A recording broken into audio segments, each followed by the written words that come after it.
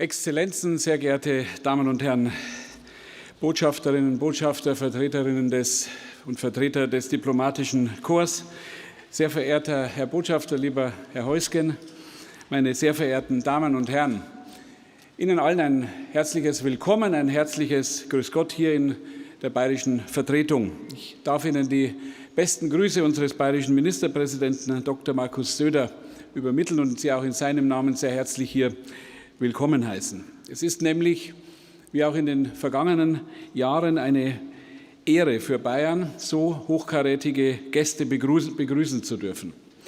Wir in Bayern sind stolz auf unser internationales Netzwerk. Wir setzen auf Diplomatie, wir setzen auf Dialog und unterstützen das, wo wir nur können. Nicht umsonst fand der G7-Gipfel bereits zum zweiten Mal bei uns in Bayern statt. Für uns sind gute Kontakte und kurze Wege in die Welt wichtig. Deshalb freue ich mich, dass wir hier in unserer Vertretung den Kick-off der MSC in Berlin starten können.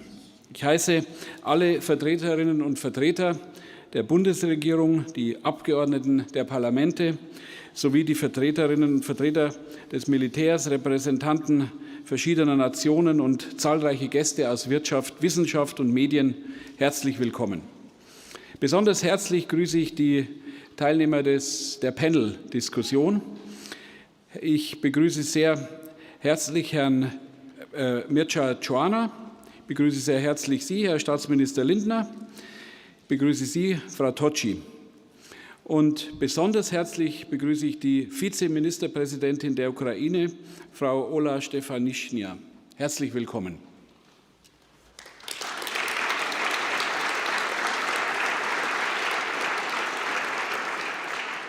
Vielen herzlichen Dank, dass Sie sich bei uns hier bei dem Kick-off in Berlin aus erster Hand informieren. Ihr Beispiel macht Mut. Die Menschen in der Ukraine verdienen unseren Respekt und insbesondere unsere Hilfe und Unterstützung.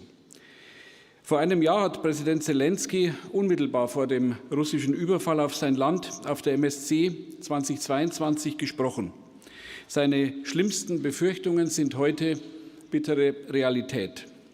Wir sehen einen Angriffskrieg und die totale Missachtung der grundlegendsten Standards von internationalem Recht. Die Hilfe und Solidarität der Menschen weltweit ist in der Tat beeindruckend. Gleichzeitig macht uns die aktuelle Situation auch sehr bewusst, der Schulterschluss der internationalen Staatengemeinschaft und die Verteidigung von Freiheit und Frieden auf der ganzen Welt sind für uns alle lebensnotwendig geworden. Damit ist die MSC 2023 für den internationalen Dialog heute so wichtig wie schon lange nicht mehr. Seit 60 Jahren ist ja die MSC in München zu Hause. 1963 organisierte Ewald Heinrich von Kleist-Schmenzin die erste internationale Wehrkundebegegnung. Unter den damaligen Teilnehmern waren Helmut Schmidt, der spätere Kanzler, und Henry Kissinger. Damals erschütterte die Kuba-Krise die ganze Welt. Der Kalte Krieg zwischen den sogenannten Westmächten unter der Führung der USA und den sogenannten Ostblock unter Führung der Sowjetunion drohte weiter zu eskalieren. Ziel der ersten Tagung vor 60 Jahren war es, weitere militärische Konflikte wie den Zweiten Weltkrieg für immer zu verhindern und den Frieden durch Dialog zu bewahren. Heute ist die MSC die weltweit größte und bedeutendste Tagung für Außen- und Sicherheitspolitik. Wir sind stolz, in Bayern der MSC ein sicheres Forum für den Dialog bieten zu können. Ewald von Kleist hatte als Widerstandskämpfer aus dem Stauffenberg-Kreis den Krieg überlebt und blieb bis zu seinem Tod 2013 ein großer Mahner für den Frieden. Bezeichnete die Epoche von Frieden in Europa einmal als einmalige Glücksoase. Heute müssen wir uns einer sehr schwierigen Realität stellen. Der Angriffskrieg auf die Ukraine zeigt uns auf entsetzliche Weise, wie fragil unsere Freiheit und das Selbstbestimmungsrecht der Völker sind. Die Weltgemeinschaft braucht einen Weg, den Frieden zu bewahren. Wir brauchen einen Konsens für Freiheit, Rechtsstaat, Menschenrechte und Selbstbestimmung. Die MSC kann eine wichtige Wegmarke auf diesem Weg in eine friedliche Zukunft sein. Sehr geehrter Herr Botschafter, lieber Herr Heusgen, als ständiger Vertreter der Bundesrepublik bei den Vereinten Nationen und ehemaliger außenpolitischer Berater der Bundeskanzlerin sind Sie für die MSC ein Glücksfall. Schon mit der ersten MSC unter Ihrer Ägide setzen Sie ein klares Signal. Sie wollen den Konsens und das Verbindende zwischen den Staaten stärken. Das ist in dieser Zeit der richtige Ansatz und dafür bringen Sie auch als Persönlichkeit große Glaubwürdigkeit mit. Meine Damen und Herren, unser Forum heute und alle Veranstaltungen im Rahmen der MSC sind Chancen, einen Beitrag für eine faire internationale Ordnung zu leisten. Nutzen wir sie für Frieden und Freiheit, nutzen wir sie für noch mehr Zusammenarbeit. Die heutige Vorstellung des neuen Munich Security Reports ist dafür ein wichtiger Beitrag. Auch in diesem Jahr gelingt es Ihnen, lieber Herr Heusgen, und Ihrem Team wieder, die Dinge auf den Punkt und vor allem auf den neuesten Stand zu bringen, und das in einer hochexplosiven internationalen Lage. Ich wünsche Ihnen und uns allen erkenntnisreiche Stunden und freue mich mit Ihnen auf diese Begegnung, insbesondere auf die Panel-Diskussion hier in unserer bayerischen Vertretung in Berlin. Herzlichen Dank und herzlich willkommen.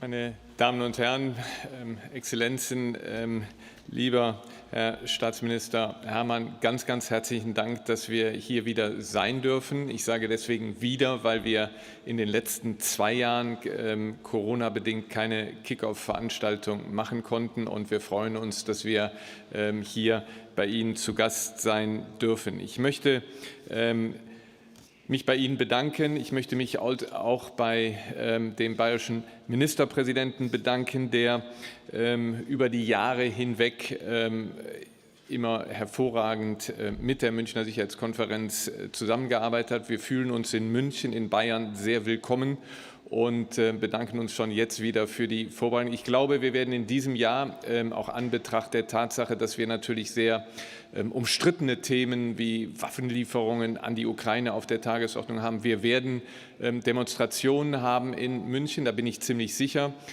Und wir können uns froh und glücklich schätzen, in einem Land zu leben, in dem solche Demonstrationen möglich sind. Gleichzeitig will ich mich jetzt schon bedanken, auch bei der bayerischen Polizei, die in der Vergangenheit immer die Münchner Sicherheitskonferenz hervorragend begleitet hat. Derjenige, der mal wie ich gearbeitet hat, auch im Regierungszentrale, und weiß, was es heißt, wenn man 40 Staats- und Regierungschefs versucht, vom Flughafen in die Stadt zu bringen, ohne Stopps und so, dass sie, wenn sie ankommen, auch keine andere Autokolonne wartet. Das ist was ganz Besonderes. Wie gesagt, vielen, vielen Dank, Herr Staatsminister, dass wir in München sein dürfen und dass wir heute hier bei der Kick-off-Veranstaltung sind. Ich will Ihnen ein bisschen etwas über die kommende Münchner Sicherheitskonferenz verraten. Es ist aufgrund der Tatsache, dass wir mit diesem Zivilisationsbruch von Wladimir Putin zu tun haben, aufgrund der Tatsache, dass Krieg nach Europa zurückgekehrt ist. Wir haben in diesem Jahr einen unglaublichen Ansturm auf diese Konferenz bei dem Versuch, auch umzusetzen, das, was einer meiner Vorgänger mal als Motto der Münchner Sicherheitskonferenz festgezucht hat: Frieden durch Dialog. Wir wollen Dialog, wir wollen die Möglichkeit nutzen dieses Forums, dass es zu Gesprächen kommt.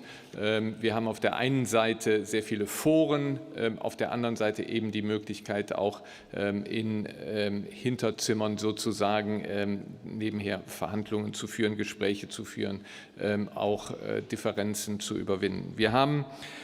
Wir erwarten 40 Staats- und Regierungschefs, über 80 Außen- und Verteidigungsministerinnen und Minister, zahlreiche Vertreter der wichtigen internationalen Organisationen.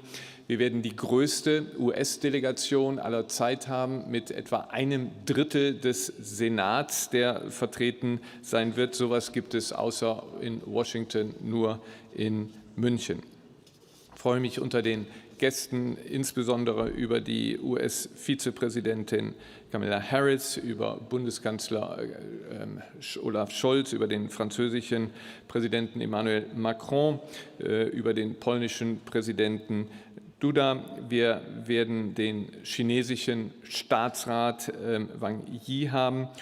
Und wir werden in diesem Jahr, und das ist für mich ganz, ganz wichtig, wir werden in diesem Jahr sehr viel Vertreter des sogenannten globalen Südens haben. Wenn es darum geht, die internationale regelbasierte Ordnung zu verteidigen, die UNO-Charta zu verteidigen, die Allgemeine Erklärung der Menschenrechte zu verteidigen, dann können wir das nur gemeinsam global machen. Und deswegen freuen wir uns, dass wir sehr viele Gäste aus dem globalen Süden haben werden. Wir werden den Präsident Ghanas haben, wir werden die Premierministerin aus Barbados, die Premierministerin aus Namibia, die Premierministerin aus Tunesien, wir werden die Vizepräsidentin aus Kolumbien und viele andere Vertreter aus Asien, Lateinamerika und Afrika bei uns haben. Bevor wir mit den spannenden Gästen, die Sie, Herr Herrmann, schon eingeführt haben, gleich unsere Auftaktdiskussion machen, möchte ich jetzt an Tobias Bunde und Sophie Eisentraut übergeben zur Vorstellung des Munich Security Reports, der heute, und wir kommen gerade von der Bundespressekonferenz, vorgestellt worden ist bzw. wird. Der Report steht ganz im Zeichen der Zeitenwende, die wir aktuell erleben. Er schaut genauer auf den Wettkampf um die internationale Ordnung, der in der Ukraine, aber auch an vielen anderen Orten und vielen anderen Themenfeldern ausgefochten wird. Er führt ein in einige Themen, die wir in München im Mittelpunkt stehen haben. Bevor ich jetzt Tobias Bunde und Sophie Eisentraut das Wort gebe, möchte ich, Herr Staatsminister, eine Person vergeben. Ich habe Ihrer langen Liste genau zugehört, den Sie alle begrüßt haben, und habe gesagt, nein, er begrüßt auch für mich. Aber ich möchte eine Person hier begrüßen, und das ist mein Vorgänger Wolfgang Ischinger, der auch hier mit uns gekommen ist. Er ist braun gebrannt vom Skiurlaub. Er sagte eben bei der Einführung, also in den letzten 14 Jahren um diese Zeit hat er schlaflose Nächte gehabt, und weil er nie wusste, kommt jetzt jemand oder nicht und was muss er in den letzten Änderungen, und er sagte, so gut hat er lange nicht mehr geschlafen. Er unterstellte mir, dass ich jetzt so lebe, wie er gelebt hat, mit schlaflosen Nächten, aber da wollen wir jetzt nicht drüber reden, sondern wir wollen Herrn Bunde und Frau Ehrentraut. Nochmal vielen Dank, Wolfgang, dass du hier bist.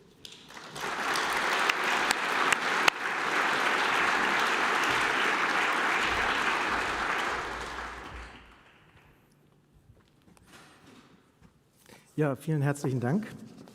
Es gibt tatsächlich wenige Dinge, über die man sich heute in den Hauptstädten der Welt noch einig ist. Aber in einer Sache scheint doch Konsens zu bestehen.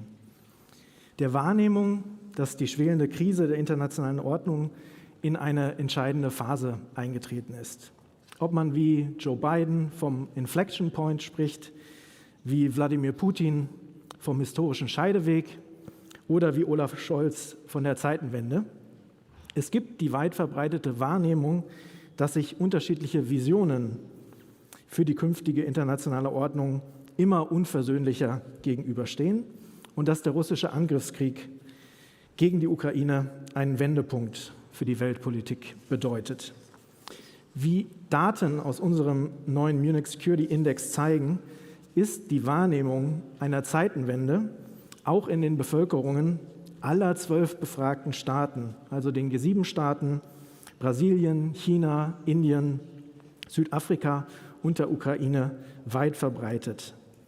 Mit Ausnahme von Japan stimmen Mehrheiten in allen Ländern der Aussage zu, dass die russische Invasion einen Wendepunkt in der Weltpolitik darstellt. Nur kleine Minderheiten lehnen sie ab. Diese Zeitenwende spiegelt sich auch in veränderten gesellschaftlichen Risikowahrnehmungen. Traditionelle Bedrohungen inklusive das Risiko eines nuklearen Angriffs sind in der Wahrnehmung deutlich nach vorne gerückt. Allerdings ohne, dass die Sorge vor nicht traditionellen Herausforderungen, wie beispielsweise dem Klimawandel, an Bedeutung eingebüßt hätte. Die neue sicherheitspolitische Lage ist also geprägt von der Gleichzeitigkeit traditioneller und nicht traditioneller Risiken auf einem sehr hohen Niveau. Ganz besonders hoch ist das Risikobewusstsein in der Ukraine, aus offensichtlichen Gründen. Aber interessant ist hier, dass sich die Ukrainerinnen und Ukrainer zum Teil viel besser auf bestimmte Risiken vorbereitet sehen als die Befragten anderer Staaten. Nur 14% zum Beispiel fühlen sich nicht vorbereitet, wenn es um das Risiko unterbrochener Energieversorgung geht. In Deutschland im Vergleich sind es ganze 39%. In vielerlei Hinsicht ist die Ukraine daher auch Inspiration. Ukrainerinnen und Ukrainer haben gezeigt, dass man sich dem autokratischen Revisionismus entgegenstellen kann. Und sie haben dazu beigetragen, dass liberale Demokratien im vergangenen Jahr deutlich stärker zusammengerückt sind, ihre Zusammenarbeit gestärkt haben und revisionistischen Akteuren nun beherzter entgegentreten, weil ihnen die Dimension dieser Herausforderung zu dämmern scheint.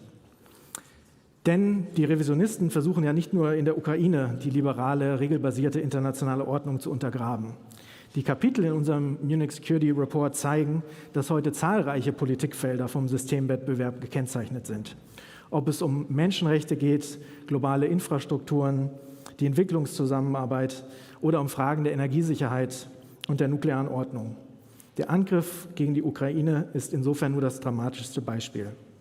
In der UN-Generalversammlung hat Anfang März vergangenen Jahres zwar eine überwältigende Mehrheit von 141 Staaten Russlands Angriff auf die Ukraine verurteilt, aber unter den Autokratien der Welt war die Bereitschaft deutlich geringer ausgeprägt, Russlands Angriff auf die Kernnorm territorialer Integrität zu verdammen. Das können Sie hier auf den Bildschirm sehen. Und auch aus Sicht der allermeisten für den Munich Security Index befragten Gesellschaften ist es der Wettkampf zwischen Demokratien und Autokratien, der die internationale Politik aktuell am stärksten prägt, wie Sie hier am Beispiel der deutschen Befragten sehen können. Zwischen einem Viertel und einem Drittel der Befragten in den 12 Ländern sieht diese systemische Bruchlinie als die wichtigste der internationalen Politik. Man kann aber nicht davon sprechen, dass diese Trennlinie zwischen Demokratien und Autokratien die Wahrnehmung der befragten Gesellschaften allein dominiert. Denn es gibt zahlreiche andere Trennlinien, die die Befragten ebenfalls als relevant ansehen. Dazu gehören unter anderem Trennlinien zwischen den reichen und den armen Staaten oder jene zwischen Staaten, die die regelbasierte Ordnung unterstützen und solchen, die es nicht tun. Interessanterweise, fanden wir, findet das Narrativ, das China und Russland gerne nutzen, nämlich dass es im Wettkampf um die internationale Ordnung in gewisser Weise der Westen gegen den Rest der Welt ist, kaum Anklang. Nicht einmal in China selbst, aber auch nicht in Brasilien, Indien und Südafrika. Aber wie wir in den Debatten der letzten Monate gesehen haben, heißt das nicht, dass diese Staaten unbedingt im gleichen Maße bereit sind, gegen Russlands Angriffskrieg Stellung zu beziehen und die Ukraine auch materiell zu unterstützen. Angesichts dieser vielfältigen Bruchlinien und einer verbreiteten Wahrnehmung von Doppelstandards in vielen Ländern außerhalb des klassischen Westens kann es liberalen Demokratien deshalb nicht nur darum gehen, den Status quo der bisherigen Ordnung gegen autokratische Mächte zu verteidigen. Die vielleicht schwierigere Aufgabe wird es sein, die liberale regelbasierte Ordnung so zu erneuern, dass sie den vielen anderen Bruchlinien und Unzufriedenheiten gerecht wird, die den Ordnungswettstreit prägen. Denn nur so können Demokratien dafür sorgen, dass die liberale, regelbasierte Ordnung auch für die breitere internationale Gemeinschaft wieder deutlich attraktiver wird. Der Munich Security Index zeigt zum einen, dass es diese Ordnungsvision noch zu schärfen gilt. In Frankreich, Deutschland und Italien, den EU-Ländern, die im Index befragt wurden, das sehen Sie hier an den Bildschirmen, glauben aktuell nur 15%, dass die EU eine sehr klare Vision für die internationale Ordnung hat, die sie anstrebt. 25% hingegen glauben, sie habe gar keine Vision. Unsere Daten zeigen aber auch, dass es sich lohnt, mit einer erneuerten Vision um jene Länder und Gesellschaften zu werben, die sich aktuell nicht oder nur kaum bereit zeigen, die bestehende Ordnung zu verteidigen. Denn trotz der offensichtlichen Unzufriedenheit, die vielerorts mit der bestehenden Ordnung und auch mit dem traditionellen Hüter dieser Ordnung, dem Westen, herrscht, gilt die Alternative, die Russland und China anbieten, in den von uns befragten Gesellschaften aus dem globalen Süden nicht als sonderlich attraktiv. Eine Welt mit Regeln, die vor allem von der EU oder den USA geprägt sind, werden auch in Brasilien, Indien und Südafrika als deutlich attraktiver empfunden als Regeln, die vor allem von China und Russland beeinflusst sind. Churchill hat einmal gesagt, dass die Demokratie die schlechteste aller Staatsformen sei, ausgenommen alle anderen. Und viele Menschen scheinen denselben Eindruck von der liberalen, regelbasierten Ordnung zu haben. Sie ist die schlechteste aller Ordnungen, abgesehen von allen anderen. Aber vielleicht ist ja auch wieder ein bisschen mehr möglich. Hier und heute, aber vor allem am Wochenende in München, erhoffen wir uns von unseren Gästen nicht nur Antworten auf die Frage, wie man diesem Revisionismus entgegentreten kann, sondern eben auch, welche positive Vision einer reformierten internationalen Ordnung wir dem Revisionismus entgegenstellen können. Revision steht deswegen auch über unserem Report. Vielen Dank für die Aufmerksamkeit. Und vielen Dank auch an unser tolles Report-Team, das Sie hier auf den Bildschirmen sehen, aber auch im Raum. Das sind Johannes Deregowski, Julia Hamelele, Felix Kirner, Nathalie Knapp, Isabel Kumm, Amadee Moody-Manz, Gintro Pauli, Leonhard Schütte. Und die sind natürlich, wir auch, heute Nachmittag noch hier, um auch mögliche Rückfragen und Feedback dafür bereitzustehen. Vielen Dank. Danke.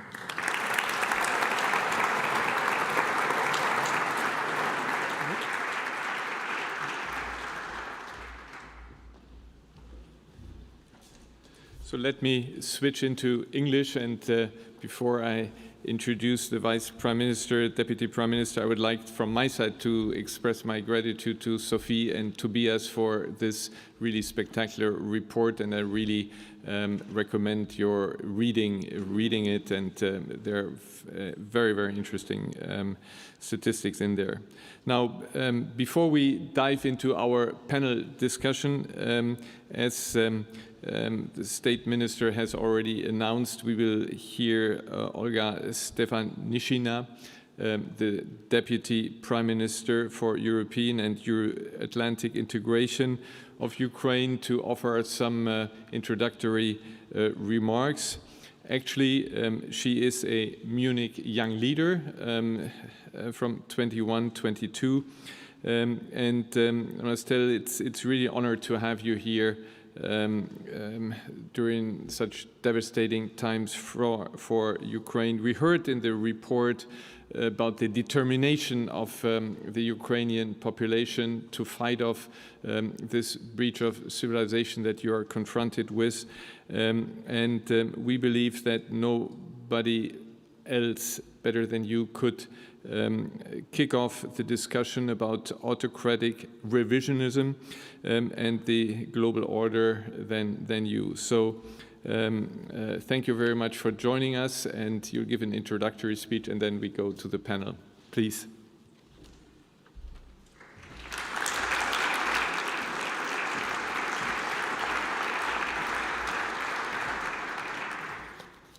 Thank you so much.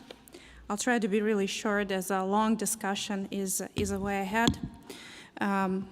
It's my pleasure that By the end of the day, I made it to be physically here, and I think it's something very important because right when we're talking and discussing today, the war is growing, the atrocities are growing in Kyiv. We just faced another massive missile attacks, which has been the 14th since the beginning of the winter. And I think that still it is extremely important that while wanting the most to come back to Kyiv and stay with my fellow Ukrainians fighting this aggressive war, I think it's really important that the voice of Ukraine is heard today. And I'm particularly grateful to all the colleagues and the Munich Security Conference for releasing this report, which is really, I hope, a very beginning of a serious and strategic discourse on revision of the security architecture. This year, since 24th of February, has unfortunately launched a lot of transformation and transformative processes around the world, globally, in Europe, by the price Ukrainians have been paying over this war. But still, we're happy that there is a good basis for the revision already there. So we started the Rammstein format. We have introduced and presented European peace formula of the President Zelensky, which has unanimously been supported by all 27 EU leaders. And I think this is the good basis for the revision and understanding what actions to be taken. We will have a good discussion, I'm sure, and a very strong delegation from Ukraine will also be represented ahead of the Munich Security Conference. But there is only one message on our side. Many of us can suggest actions. Many of us can do something we can do based on our mandates. But what is important is the sense of urgency. Every day in delays on the decisions each of one can take and the vision we can present and form takes the lives of our people, take the lives of Ukrainian and destroys my country. So I would say that the basic headline of the messages we Ukrainians bring into Europe and around the globe is whatever action could be taken, it should be taken now, and it's urgent.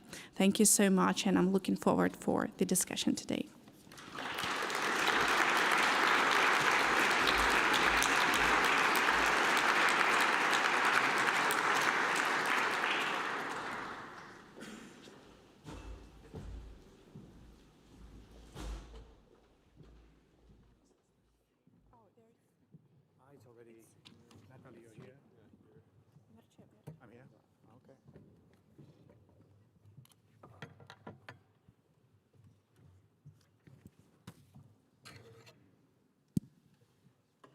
So thank you very much for the introductory remarks, and let me start with the Deputy Secretary General of NATO, Mircea Geoană.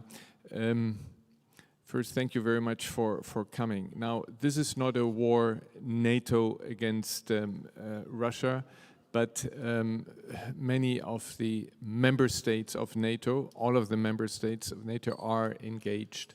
And I think you are in the unique position to have the best overview of these countries. What is your impression when we see that this war continues? We are now at year one. We just heard from the Deputy Prime Minister that there are new aerial attacks on Kyiv. There is talk about, and actually already some action with regard to another offensive of the Russian armed forces and the militias that they have.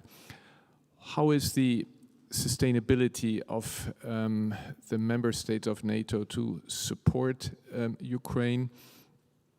Will there at some stage be a Ukraine fatigue? Do you feel that people will say, well, you know, we have so many other issues where we have to, you know, climate change, health,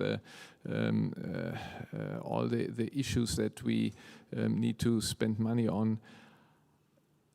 Putin, I think, counts on fatigue, and what is your view when you travel around, including speaking with Americans?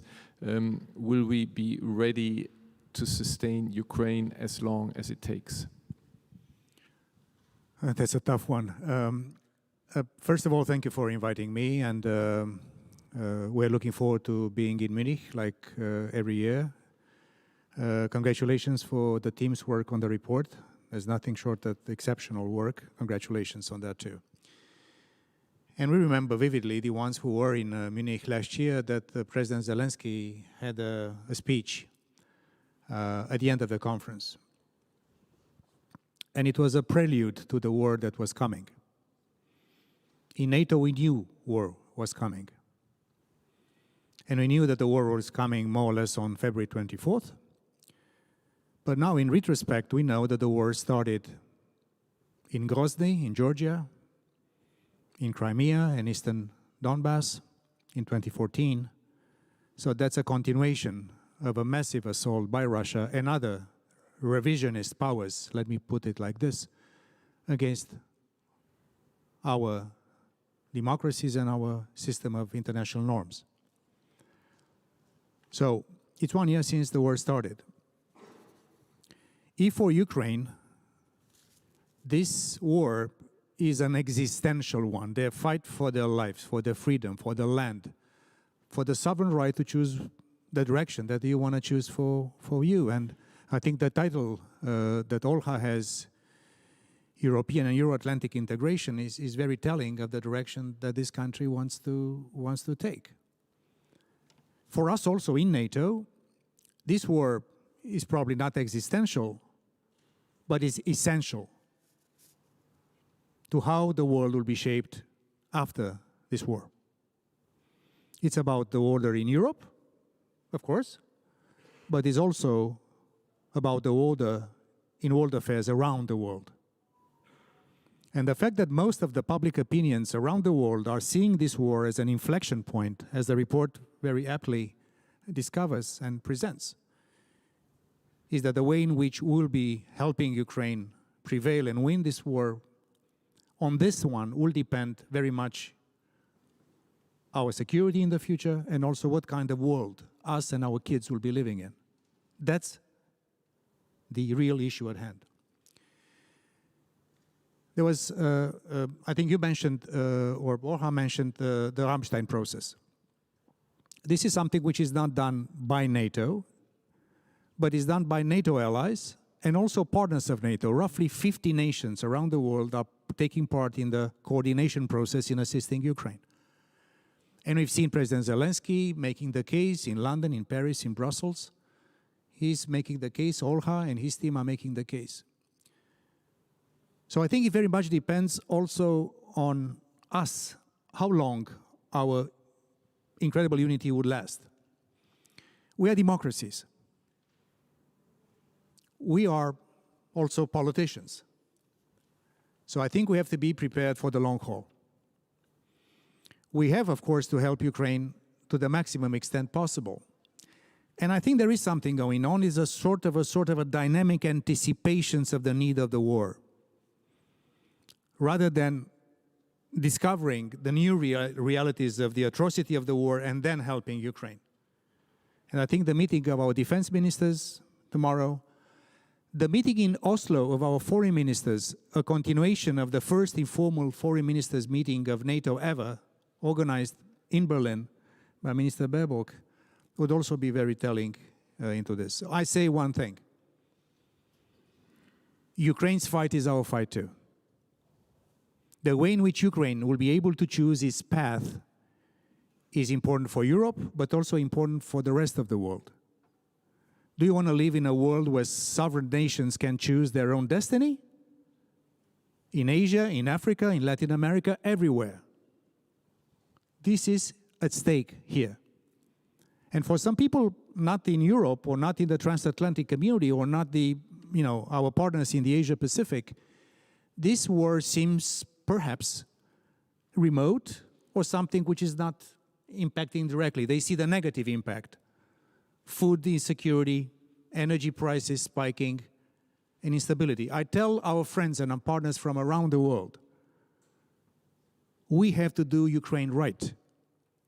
Because if we do Ukraine right, it means that we have a system of norms in the world.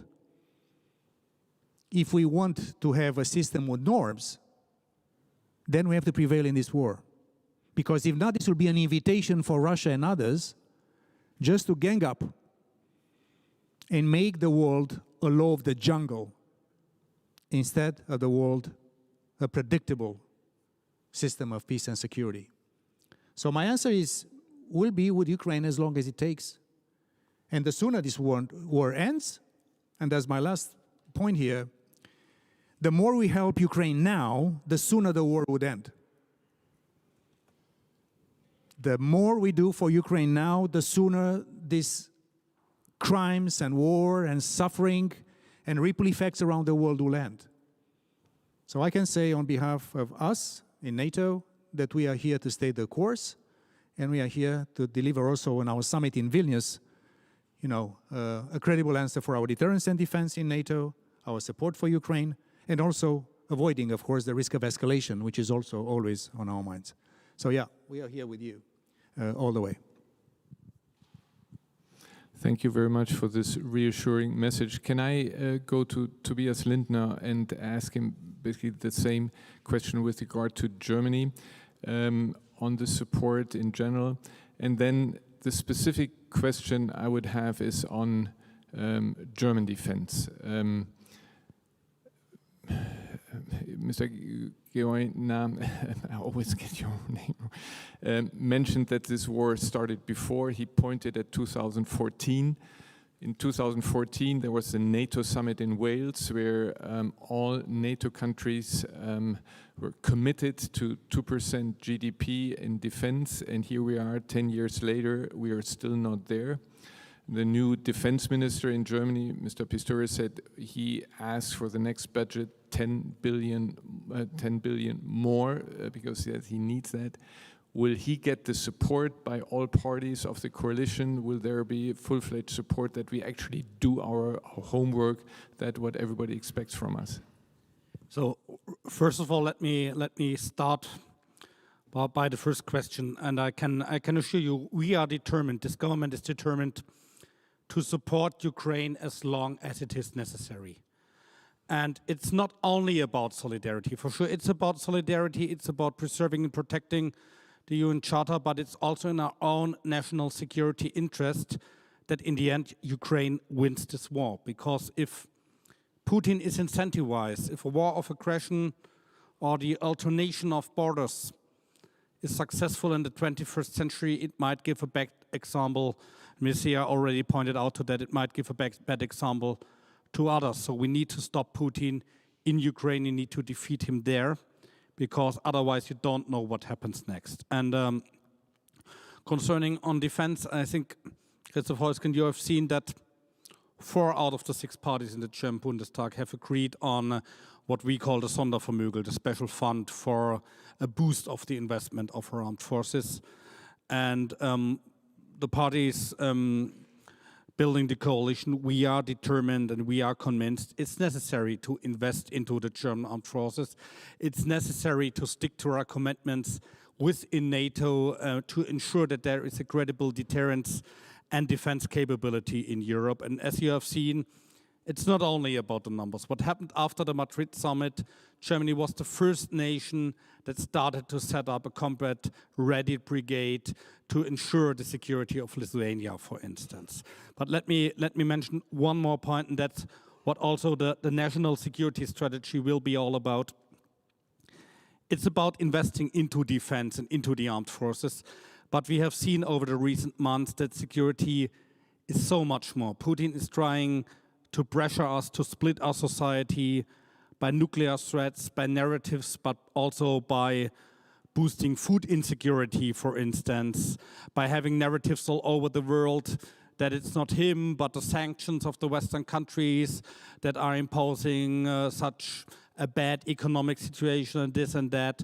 And that in the end shows we have to do both. We have to invest into the armed forces, but we also have to invest into economics, into domestic security for sure, but also into development and diplomacy.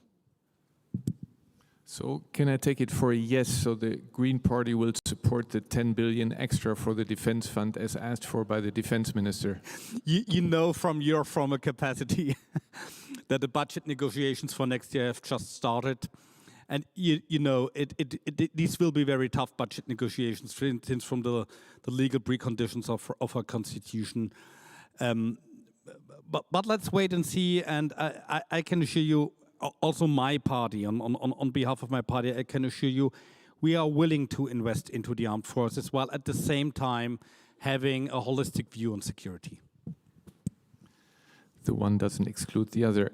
Natalie, thank you so much for coming. I, at some stage, thought that Natalie was also part of the Munich Security Conference team because she has been really helping us out in Munich on so many conferences. And again, thank you very much for coming. Now, you lead the, if I translate this into German, the International Affairs Institute in Rome. What the Deputy Secretary General before talked about, what I mentioned in my speech about the that we are defending the rules-based international order, that when we in the fight against the Russian aggression is a fight to defend the UN Charter, the rules-based order. We had this wonderful turnout in the UN General Assembly, 141 or 143 countries supported it. On the other hand, we all know when you go to countries in the global south, they somehow sit on the fence. And we had very important key countries abstaining in the Security Council, abstaining in the General Assembly. What do we have to do? How can we be successful to get the narrative that you and everybody on this podium support, that this is a fight against those who are against the UN Charter, the Universal Declaration of Human Rights.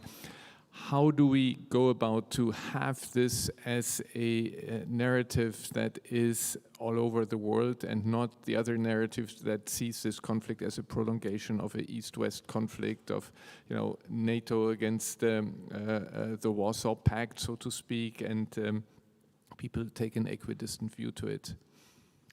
Well, firstly, it's fantastic to be here and looking forward to more in Munich as well. Let me sort of start by making a very basic point. We've been talking a lot about order and how to restore order, and the truth of the matter is that the order that will come will be a product of the outcome of this war. That was a fairly basic point, right? And so who wins and who loses this war is consequential for the kind of order that will emerge, because at the end of the day, any order is the product of an international system and of a particular also power configuration in the international system. And so the urgency of winning this war is not, quote unquote, just about Ukraine. It's really about the future of the international order that will emerge.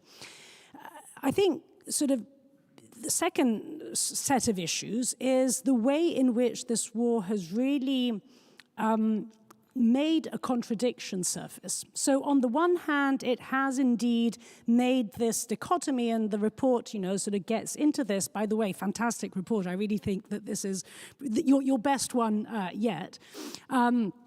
It makes the distinction between, the democracy-autocracy divide. It brings real life to it, because indeed this is a war that cannot be explained unless we also have those categories in mind. If this was a war that was only determined by security considerations, the whole issue of NATO expansion, it would have not happened, right? So this is a war which is about the nature of political systems, and hence the democracy-autocracy divide. But then, Christoph, as you rightly put it, it's also a war that has, especially if we look, more broadly, that's made us realize that there's a huge gray zone. And in that, it's true that liberal democracies support Ukraine, and by support, not just by how they vote in the UN General Assembly, but support in terms of being willing to pay the price, be it in terms of military assistance, be it in terms of the economic repercussions of sanctions on Russia. Those are all liberal democracies. And I think it's, on the other extreme, also fairly clear that those that support Russia, as in support Russia, including through military support, are very clearly authoritarian systems. But then you get into grey zone territory. And indeed, you have electoral democracies that are fence-sitters. You have authoritarian countries that are fence-sitters. And how do we sort of make sense of all of that? And here sort of comes, I think, your question. How should we be dealing with it? As I said, and here I come back to the starting point, first and foremost, deal with it by making sure that there's one side that wins and one side that loses, because eventually those fence-sitters will not be fence-sitters forever necessarily. I mean, also considering that their fence-sitting is less ideological in nature and more, in many cases, opportunistic in nature, who wins and loses is kind of consequential on how they'll behave. But then I think going a step beyond that, what else can we and should we be doing? I think, and this the report highlights, there is an element of self-criticism and recognition. So indeed, we need to recognize that there are reasons why Russian propaganda has been so effective in some areas and has been able to amplify many of the concerns and doubts and skepticism that existed in much of the world concerning the role of the West and Europeans included. So there's an element of self-criticism.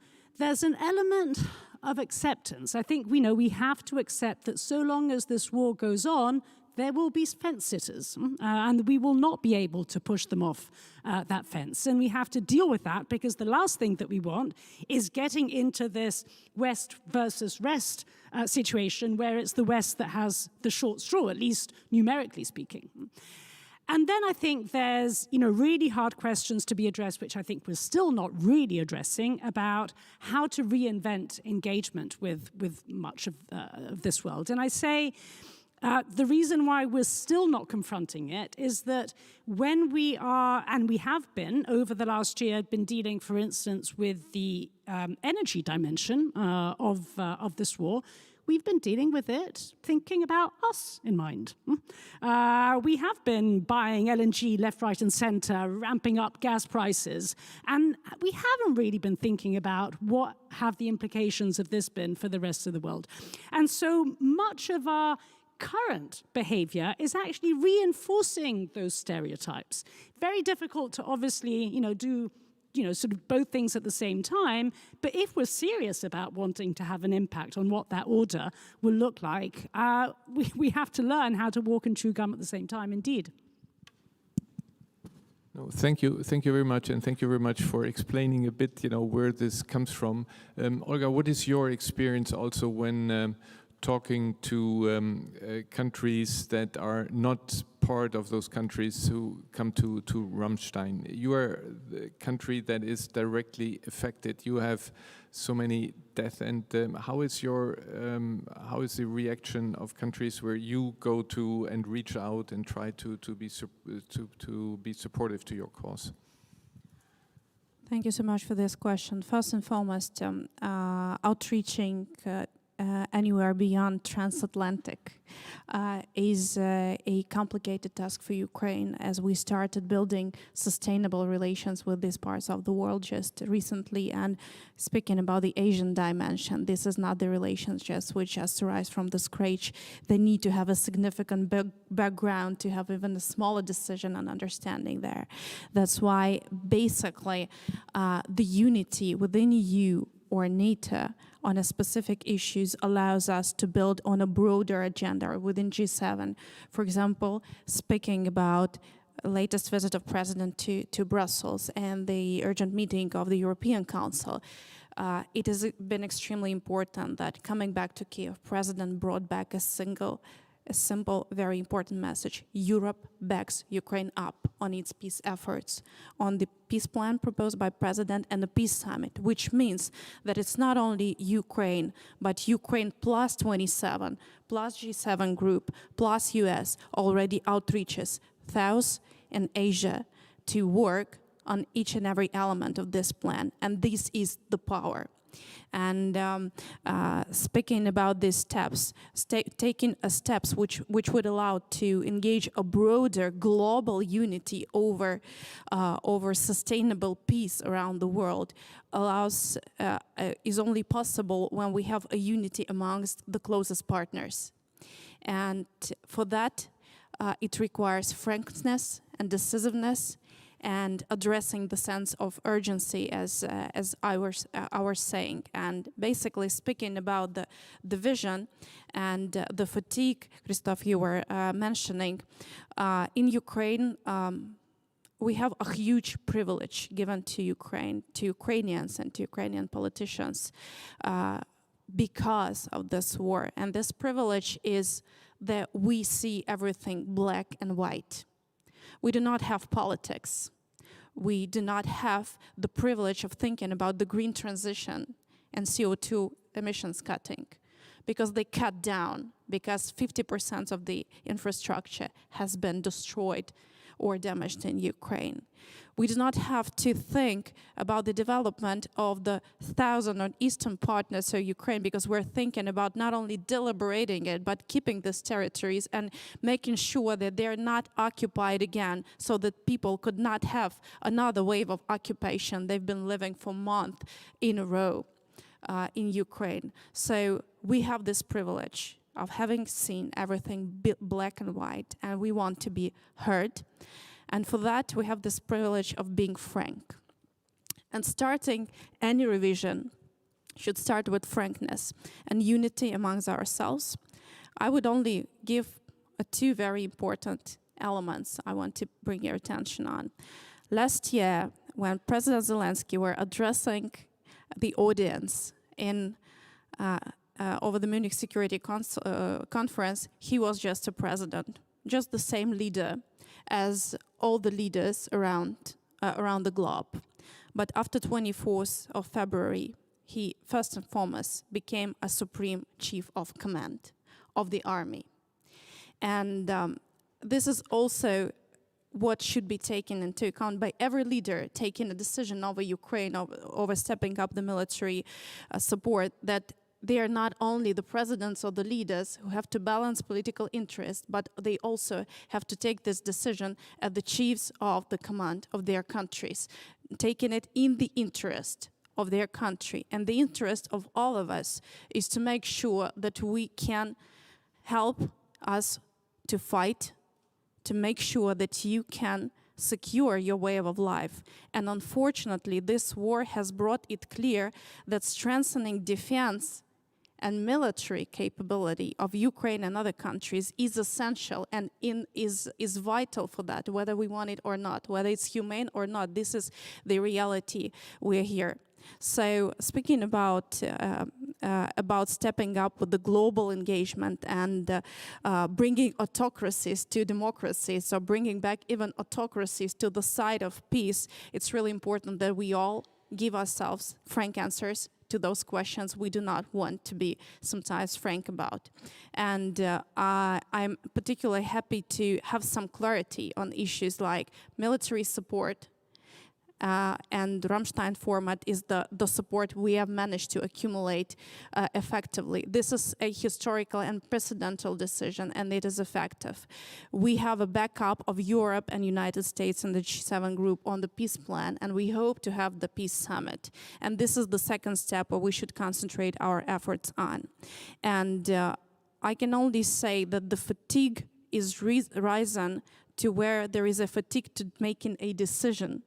And when the decisions are taken proactively by leaders in terms of the peace efforts or accumulating another wave of military support to Ukraine, there is no room for fatigue or watering the agenda. So let's make the steps which are urgent right now, because every delay in military support, in additional package of sanctions, in holding Russia accountable for a crime, any delay in stepping up with every point of the peace plan costs the life of Ukrainian people, costs the life of Ukrainian country, and costs a lot for your capitals to help us survive throughout the war.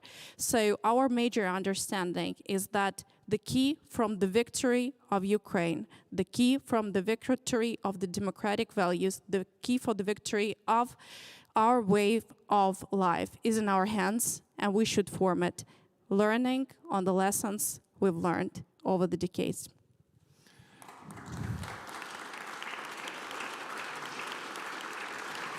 Thank you, Olga. We hear you.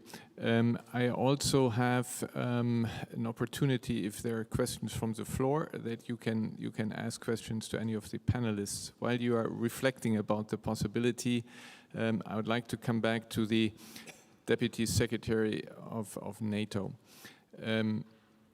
When the Deputy Prime Minister says that we are defending Europe, how serious at NATO do you take the threats to countries outside Ukraine? What I mean in particular, I don't know if you followed, about 10 days ago, Sergei Lavrov had a tough speech, more or less telling the Moldovans that they are next. And we have seen also the fragility in this country with the government stepping down.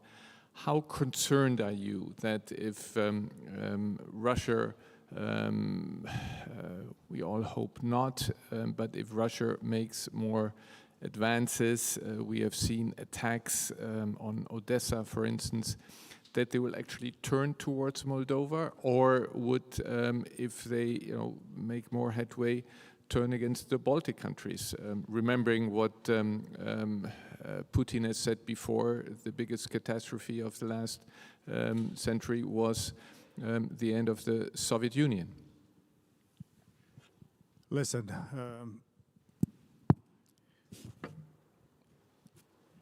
what happens in NATO is nothing short of formidable.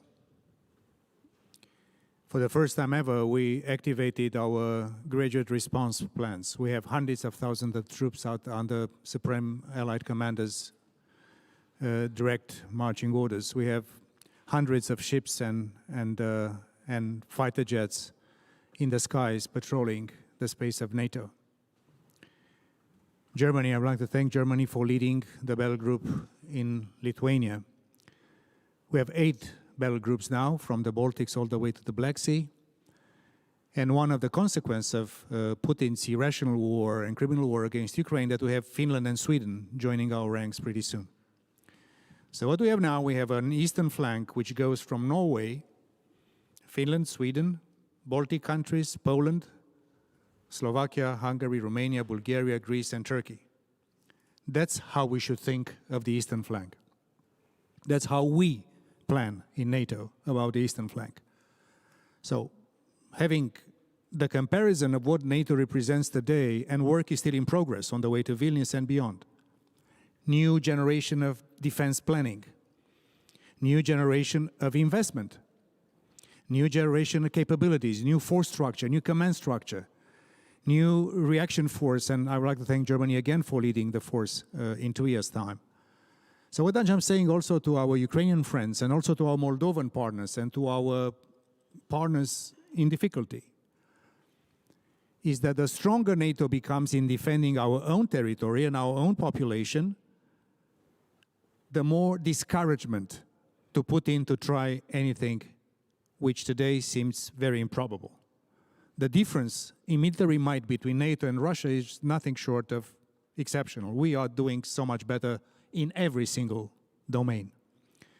And speaking of the third world and the rest of the world that are still tempted to buy Russian in terms of military equipment, or military doctrine, or training, or education, I think that the stock of the Russian reputation as a military superpower has declined sharply.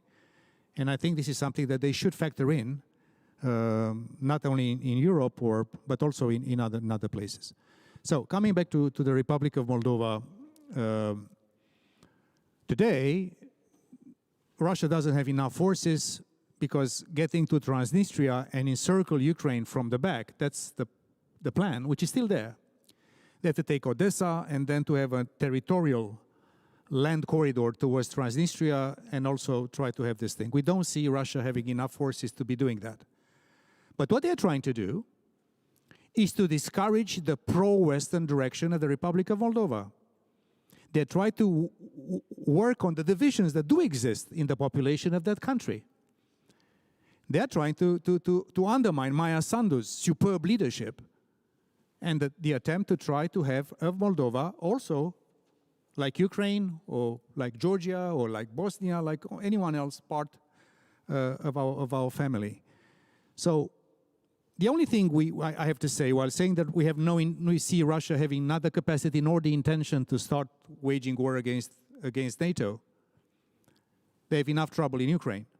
And we have to help Ukraine, giving them even more trouble. What I'm saying that we're also very cautious in avoiding the risk of escalation. Because this leads to the previous question, the definition of security and warfare is broadening. It's an economic warfare, it's an energy warfare, it's a cyber warfare, space is becoming very important.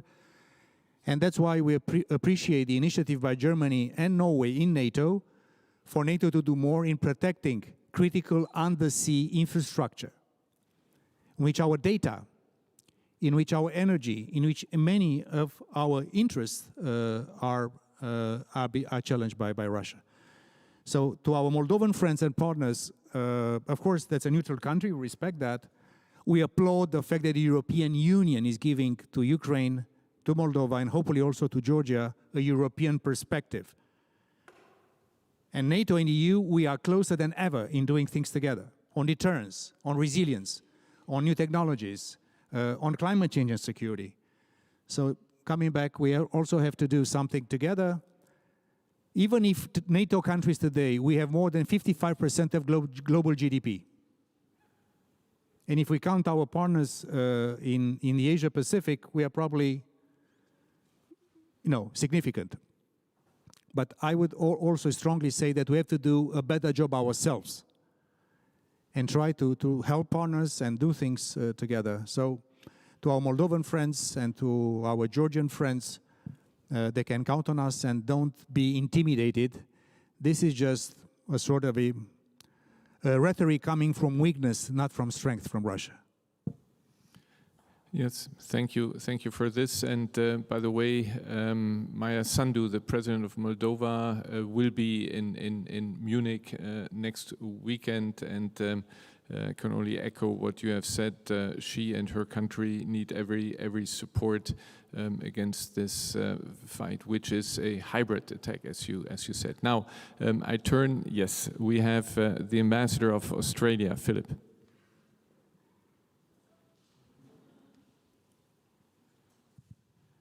Thanks, Christoph. Philip Green, the Ambassador of Australia. I'm going to ask a question about your views about Europe's engagement in my region, the Indo-Pacific. But before I do that, can I just say in no way is that question designed to take the focus, which is rightly on European security and Ukraine. And my country has been solidly behind your country, madam. I believe that we are still the largest non-NATO donor of military equipment, and we have been delivering from the other side of the planet heavy weapons now for months to Ukraine. But my question, to return to your opening inquiry, Christoph, about fatigue, while you are warding off fatigue for the Ukraine war, how fatigued may European countries also be with engaging in my region? We've seen from NATO a very strong commitment to our region, which we entirely appreciate. We've seen from the German government, and State Secretary Lindner, you've been a key part of this, Germany standing forward and saying it's prepared to make contributions to our security. But will you lose the strength to do that as you focus on the long term on the key issues facing European and transatlantic security? Probably depends on where you order your submarines, but Tobias Lindner, please. So Philip, to be honest, I don't see a fatigue. Indeed, I see the need growing for the European Union as a whole, but also for my country, to engage more in the region, because the Russian war of aggression in Ukraine also has shown that there is not anymore a close by or far away on that planet. If you are reaching out for majorities in the General Assembly of United Nations, as well as when you are reviewing your critical supply chains and your sources for rare materials, semiconductors, be it other things. And I think the whole world has seen the repercussions of the Russian war of aggression in Ukraine, meaning that if food prices rise in the global south, that's not just a local war in Europe. That's something that is affecting us all. And I think that's the lesson learned. And you know, at the moment, this government is drafting for the first time a China strategy. And it will be also about how we deal with our allies and friends worldwide on that issue. It will not be about decoupling, but it will be about critical one-sided dependencies and the resilience of supply chains.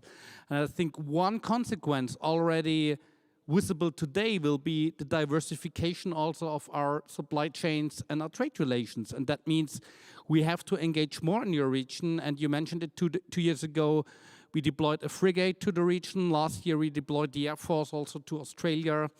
And that goes beyond my capacity, but I think no one should be surprised if this year, next year, we will be engaging in a similar manner, maybe with the Army, next year maybe with the Navy. So I think an announcement will follow on that in the next weeks or months to come. Ambassador, let me say again that we are exceptionally proud and grateful of the partnership we have as NATO with what we call the Asia-Pacific Core Partners, with your nation, which is leading by example, New Zealand, Japan, and South Korea. Secretary General Stoltenberg just visited Seoul and Tokyo. And for the first time ever, the leaders of these 4 partners of ours were invited to a NATO summit last summer in Madrid. And we're looking forward to receiving them again in Vilnius at our summit.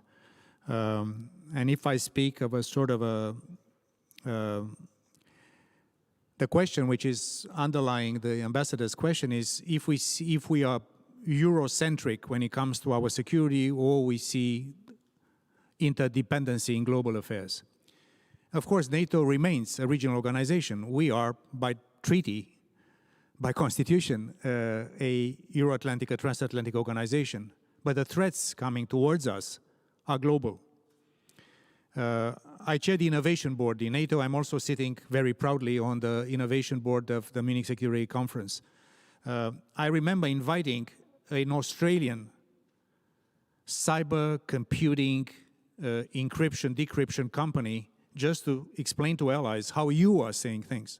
So when we talk to Japan and Australia and the other partners, we are not seeing only counterweights to China per se. This is not, but also we are learning from each other.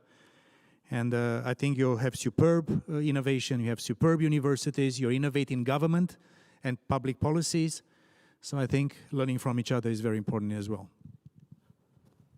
Nathalie?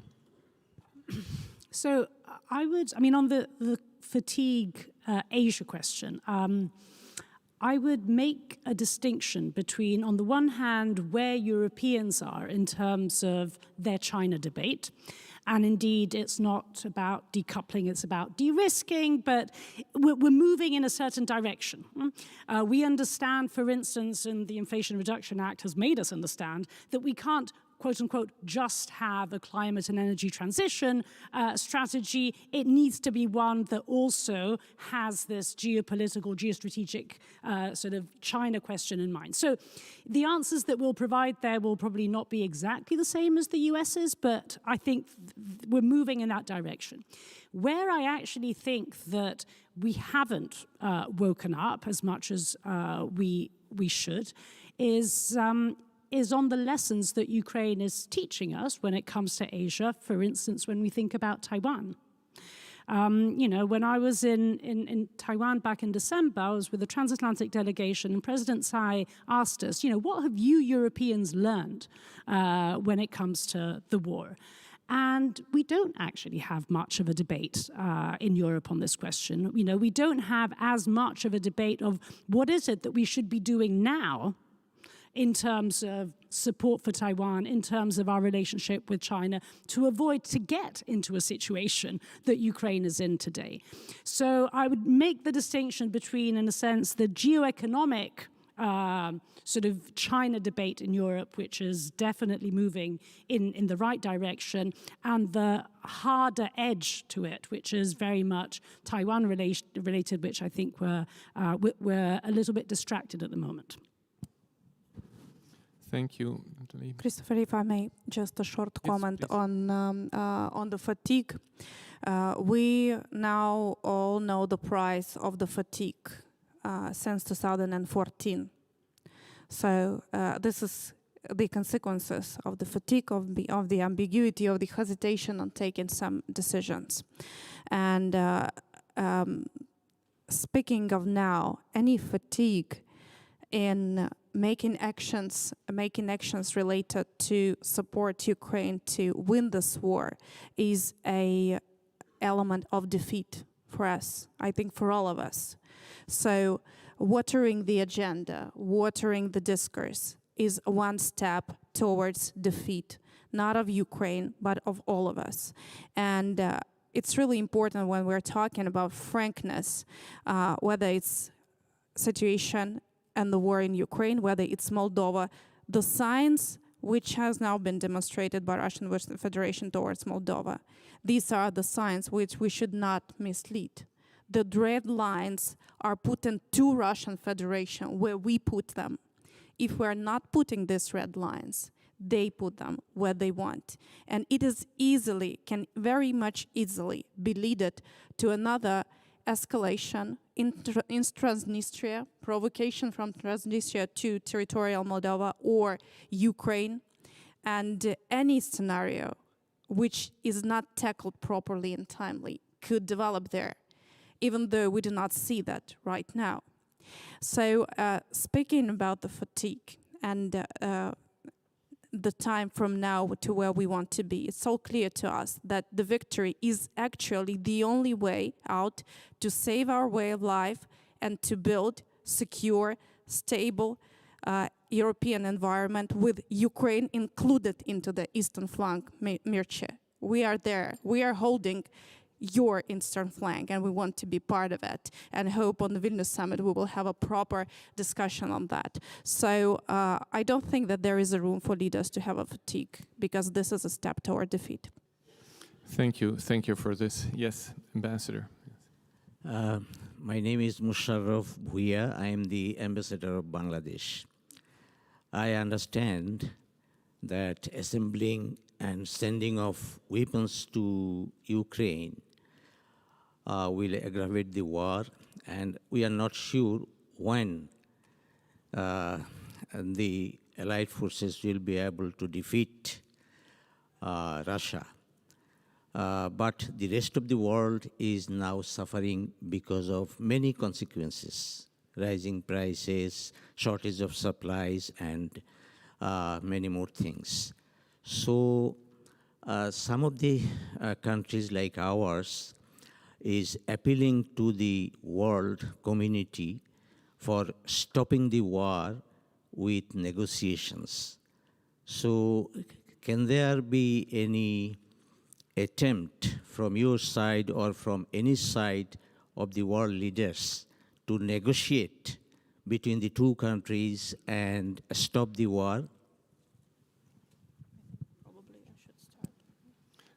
Yes, Olga. I'll try to be very quick. First and foremost, Ukraine's vision has always been clear from day one. Negotiations is something Ukraine is committed to, absolutely. Although at the same time, current president of the Russian Federation has failed to stand to any kind of arrangement which has been in place before, so it should be taken into account, and a broader coalition of states should be part of this negotiation based on some elements which are essential for Ukrainians. Hundreds and hundreds of children were murdered in Ukraine. 1-ton bombs has been shelled to the theater deliberately, where most of the people were hiding themselves in bomb shells. With those murdered, women's, men's, elderly people, and young children were raped, tortured and killed. This is a sad story every family in Ukraine has.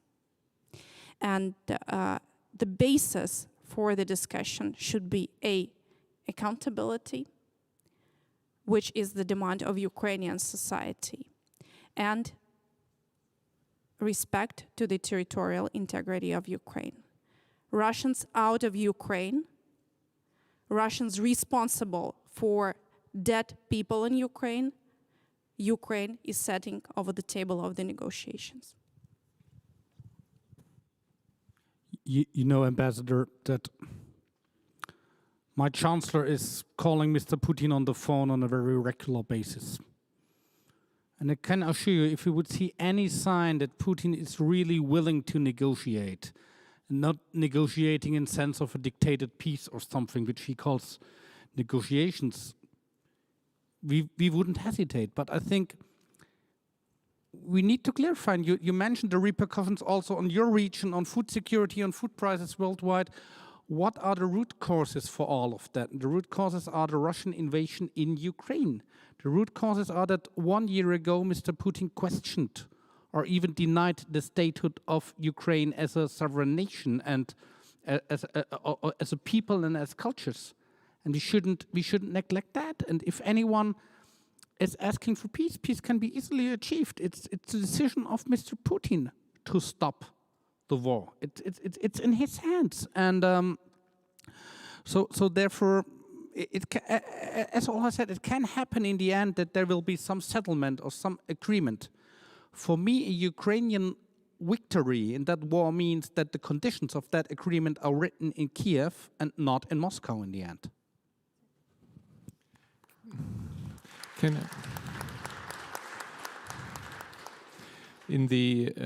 I go back to the ambassador of Bangladesh? Bangladesh abstained in the General Assembly when the vote was there about condemnation of the Russian attack. Could you give a bit the reason for it? I mean, there is a country attacking another country. The Vice Prime Minister just explained the facts. The State Minister just said, you know, we are trying everything, but Putin denies the right of existence of a country. But for Bangladesh to abstain, maybe you can give the explanation for this. If I can ask you.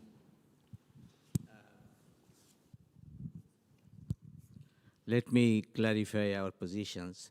In the first resolution, Bangladesh, along with many other countries, abstained. This is because in many ways we are dependent on Russia, and a nuclear power plant is under process in Bangladesh with the support of Russia. But you also remember, in all later resolutions, Bangladesh supported the Ukrainian causes and did not support Russia. And in our last effort, even one ship was banned to enter in our water, which was carrying materials for construction of the nuclear power plant in Bangladesh. And that was sanctioned ship, and we did not enter. We did not allow it to enter. So later on, another ship which is authorized came with the materials. So we are with the world community and with world order. Thank you. Thank you. Thank you very much for this confirmation. Appreciate it. Other questions? I take only ladies now. Yes, please.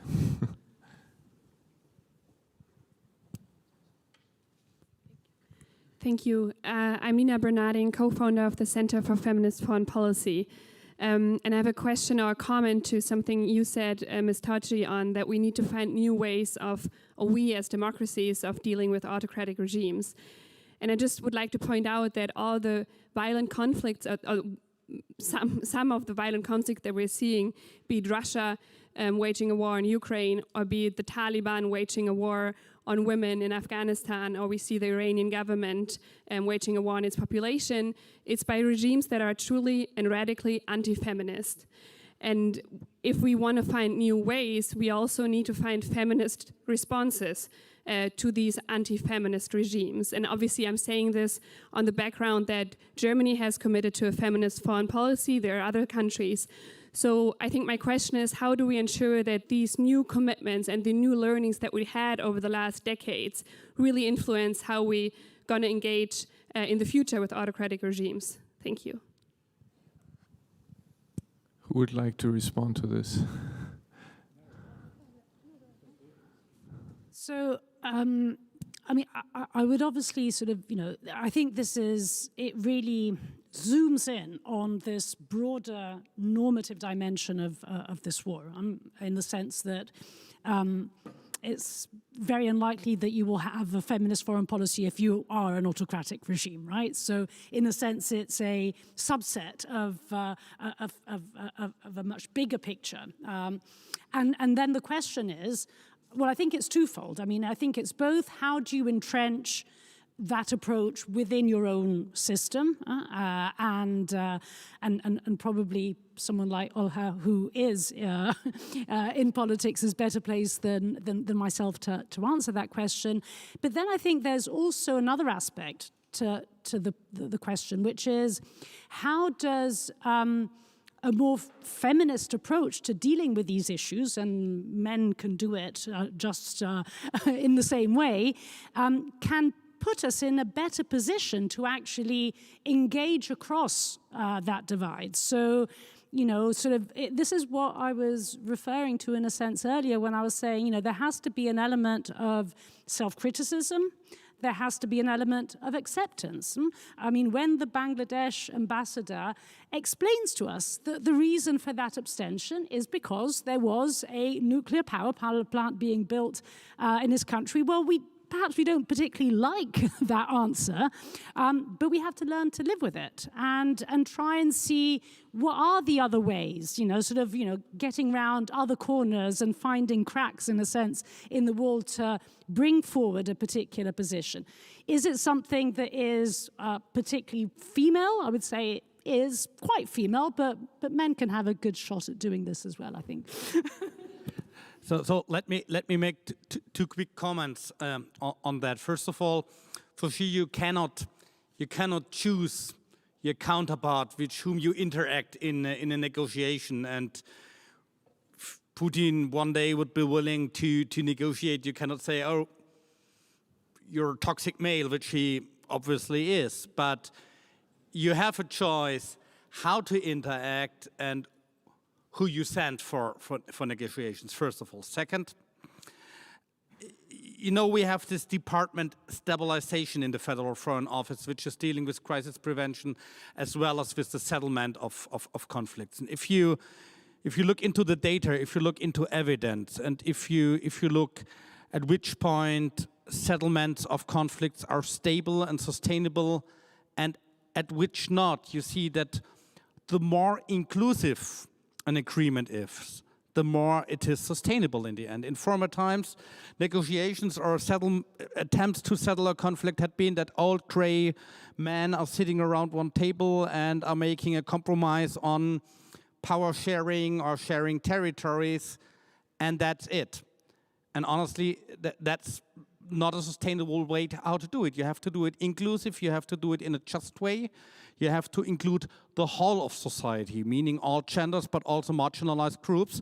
And that is what feminist foreign policy is also about. And I can tell you that will be also reflected in our guidelines for feminist foreign policy that will be published very soon. Thank you. Having worked 12 years for a woman chancellor, I know exactly what you mean. By the way, we also invited Sheikha Hasina, the Prime Minister of Bangladesh, to join the Munich Security Conference. Maybe she'll be coming next year. Just to also confirm that we have the Vice President of Colombia coming, a woman. We have the Prime Minister of Namibia coming, a woman. We have the Prime Minister of Tunisia coming, a woman, and there are many more. We have set ourselves as an objective at the Munich Security Conference to have 50% of women on podium. So today is not quite representative, but I think it's not bad. But I can agree with this. On the other hand, when you listen to the Kremlin, when you listen to some of the worst propagandists, these are women. So it's not by definition that it works well. But in general, we are going to this direction. I have to look at the time. I wanted to stop at 1:30. You all have other things to do. I would like to, I'm not there yet. I would like to also mention that we have prepared a buffet for you. I would like to thank again the host, State Minister Herrmann, for the hospitality. But before we leave, I would like to ask the Deputy Prime Minister of Ukraine to give a final message. I've already given many times over today, but I will just repeat it. Whatever could be done, it is urgent. The price of every delayed decision, whether it's Germany, whether it's any other capital who has the opportunity to take the decision but is not taken, is the lives of Ukrainian people, is your economies, is your seats and posts you're holding. So do not hesitate, make decisions to be on the right side of the history. And we, Ukrainians, will back you up and make sure that the victory is there as soon as you provide us with tanks. Yeah.